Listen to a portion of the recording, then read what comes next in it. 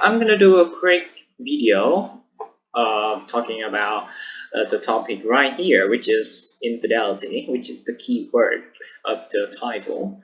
I think this is gonna be an interesting topic to talk about because obviously it can affect our life massively from so many no, so many different dimensions.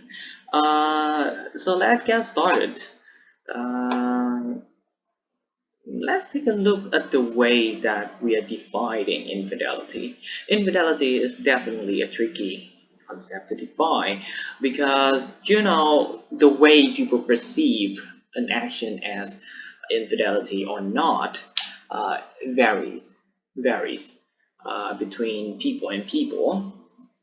Some people just uh, see that it might include kissing, sex, or emotional intimacy with someone who was not your significant other, who was not in the relationship with you. And it could also include flirting or sexting. Sexting is, sending sexually explicit photo or messages to someone else. So that is the reason why. So due to the fact that the way we see uh, infidelity as a concept varies between people and people, therefore the statistics about this thing varies a lot too between sources of expectation of measurement. We can see that, but there is something we often see at the conventional way of seeing infidelity, which is that infidelity is a sign of of a relationship are in trouble. If a relationship in trouble are in trouble, then people gonna have the tendency to reach out to see others to find something to balance the stress that they already have in their relationship. Therefore, when people feel unsatisfied or feel uncommitted in their relationship, they're more likely to cheat. That is scientific evidence. Um, yeah, so uh, but this is just the conventional way, the traditional way, the way that people normally see this thing. But infidelity has just not really happen, all in the form of in not always happen as a consequence of uncertified or uncommitted relationship. It also happens because the people, I'm gonna say the cheating individual, feel feel some need uh, to experience something new, to try something they have never had the opportunity to experience before, and maybe they just feel a sudden desire or lust with some people they met. Uh, it's just something not really right in the moral sense, conventional way, in the conventional way of seeing this thing, but it's just something that normal emotionally, I guess, psychologically, I guess.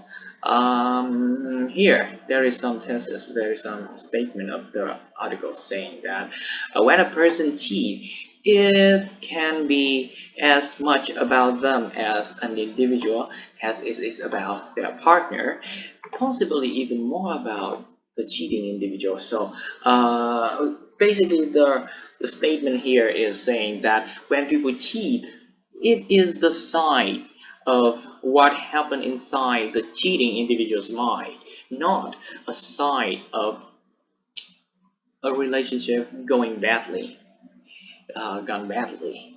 Yeah, but also we can see here individual situation and situational factor for infidelity often lead to less intimate affairs. So if a person decided to, sexually contact or, have some intimacy interactions with the person who are not their a significant other, uh, it often lead to a less intimate affair. They will not have much meaningful. I don't want to say that meaningful, but not really as good as no, as it's not a good way of describing this. I just want to choose my words wisely, so I do not offend any people who are currently listening to this. Anyway, you can see here. Read this part of the thing of the article, and you can understand what I'm saying. And you can see that also the statistical here suggests the same thing because there is a study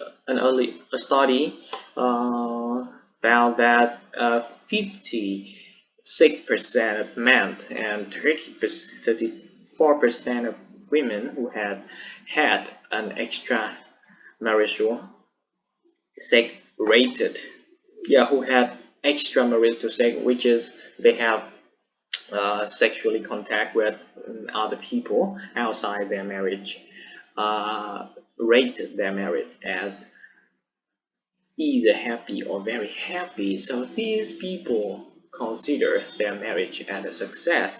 They love their wife, they love their husband, I guess. It is safe to say that, but they still have affairs. So this doesn't make sense, right? Yeah, this doesn't make sense. That's the reason why the article said that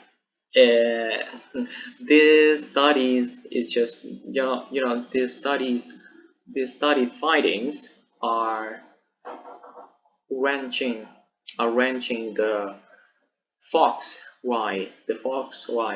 wisdom uh, of us in seeing infidelity. We know that, and it suggests that perhaps the negative effect that result from affairs are in part a self-fulfilling prophecy. What is a self-fulfilling prophecy? A self-fulfilling prophecy is a thing that doesn't necessarily be true, but because of you saying it so much, because of you believe in it, so it becomes true because of your believing. It's kind of like an auto-suggestion effect uh, in psychology. Um, we do not have to see that infidelity is extremely immoral, and the consequences of it might be dire. Yeah, we can see it in a different way. I do not really know that the changing in. I'm, I still skeptical about the statement right here that which is it might be helpful to remember that many people periodically have desires for others and at the same time still love their partner deeply. I'm concerned about this. How can they measure that their love partner, that the person who have desires for others at the same time simultaneously still have uh, feel the love for their partner and deeply? How can researchers have time and have tools and have measurement to measure the love that one person giving for another?